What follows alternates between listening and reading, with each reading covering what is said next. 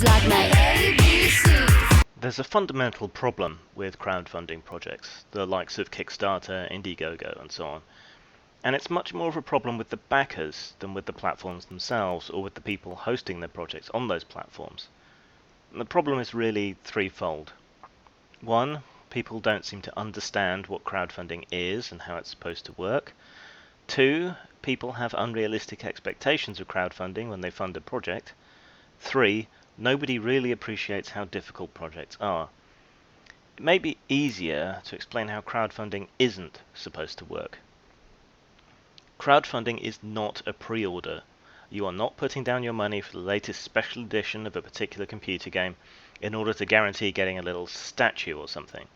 You are not laying down money with any expectation of getting anything at all. If you get anything from backing a project via crowdfunding, you're lucky as all hell. Crowdfunding is not guaranteed. You're not buying anything. You're investing money into the production of a possible product that may possibly exist at some point in the future, potentially. You're not buying, you're investing. But you're the worst venture capitalist in the world, because the only return you're going to get on your investment is the product, maybe, and possibly some extra bits and pieces besides, if you're lucky. That's how it's supposed to work. If you see a project, you read up on it, you think, this looks cool and these guys look like they could use a break, I'd like to help them, I've got some money laying around not doing much, let's throw it at them and see if they can make a cool thing. Once you're satisfied that they're being reasonably honest, are going to give it the old college try and you don't mind flushing your money down the toilet, these are good reasons to send it to them. Maybe they complete the project, maybe they don't, maybe they produce something or everything in their stretch goals, maybe they don't. But you've helped someone try to make their dream come true, and whether you get anything out of it or not, you can walk with a skip in your step, having subverted capitalism to increase the overall level of happiness in the world. Hurrah! Here's how it's not really supposed to work. You chip in $10 towards a $100,000 project, and then complain and whine every day for updates, and scream and whine like you've been defrauded every time there's a delay or a problem, you prick. The problem of not understanding crowdfunding extends to most, perhaps all, companies that use it as well. Intended as a tool for new startups and cash-strapped indies to get money, it's now often used by larger companies and those that already have established cash revenues and who don't really need to use it in order to promote their projects or to reduce the risk. It's not meant to be used as a pre-order service, but a lot of companies are using it as such. When a relatively big name uses crowdfunding, they're sucking money out of the system that could and probably should be going to new independent and innovative creators and micro companies. It sucks, but that ship has most definitely sailed. It is, however, creating this pre-order expectation, which is ballsing things up for everyone. The other thing a lot of companies get wrong going into crowdfunding is they really don't know what they're getting into. This is the opposite side of the coin, really. There's little margin of error because they want their funding goal to be as achievable as possible, and they don't leave much account for things going wrong, and they get over-enthusiastic when they get past their stretch goal, and they promise too much, and shit goes wrong. I don't know if funders or fundies really understand the degree to which little things can fuck with your day. Prices fluctuate. What seems possible when you're setting up a project may not be possible by the end of the project. Delivery costs, especially, can be a son of a bitch, and shipping has been becoming much more and more expensive over time. This is a super huge pain in the arse if you're shipping outside America, but an even bigger pain in the arse if you're not based in America, where most backers will generally be from.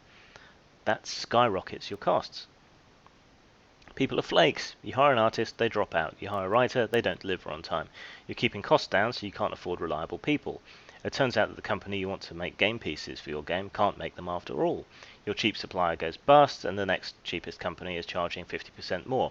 You ship stuff, and it goes missing, or the ship sinks, or the container falls overboard. Yes, I've seen this actually happen with a shipment of books before. Maybe you get ill. Maybe someone else key to the project gets ill, or dies, or gets hit by a truck. Maybe someone gets oversubscribed with work, and because you're not paying so much, you're not a priority. Maybe the person you're backing genuinely is an unscrupulous motherfucker. It happens. Then there's Patreon, which has unfortunately been called hipster welfare, which it shouldn't be, really. Patreon shouldn't be for people with sob stories or the paying of money as an expression of social justice solidarity. You're supposed to be supporting artists and creators whose work you like. because being an artist and creator is a tough, low-paying job with irregular income and zero safety net. A lot of artists and creators have mental or physical issues as well. I mean, a lot.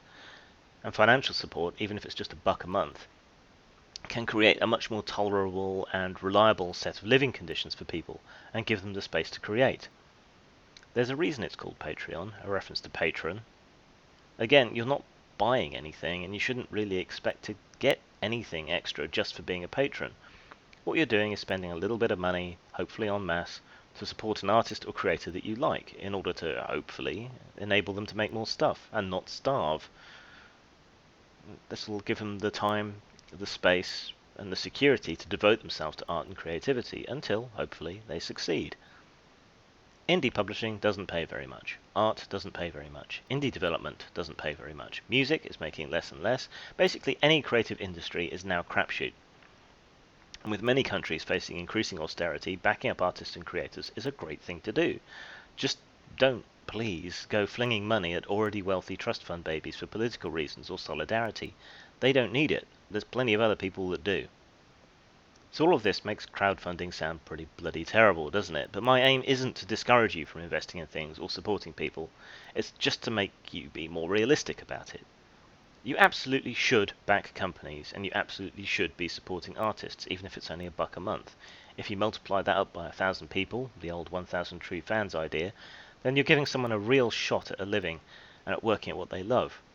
When it comes to crowdfunded projects again, absolutely do back them, but make sure you know what you're getting into and write off the money you spend. Don't expect to get a damn thing out of it, and don't get your nose bent out of shape if the project fails or fails to complete. Shit happens. With the best will in the world and a great deal of personal expense added on top of the crowdfunding money, I still haven't been able to do everything I promised on the machinations of the Space Princess crowdfunding, and Gore has been massively delayed due to the artist being overbooked. Have I set out to mess anything up or to run anything incompetently? Have I set out to rip anyone off? No, it's just that shit happens. So long as everyone understands and accepts that, everything should be hunky-dory. Keep it real, don't be a dick, and target your donations where they're needed. Peace out. You can keep up with what I'm doing at postmortemstudios.wordpress.com, which also has links to everywhere that I sell my products. You can also keep up with me on Twitter at Grimachew, and if you would care to support my work, you can support me at Patreon, again at Grimachew. Anything you give there will be used to better future further projects. Thanks.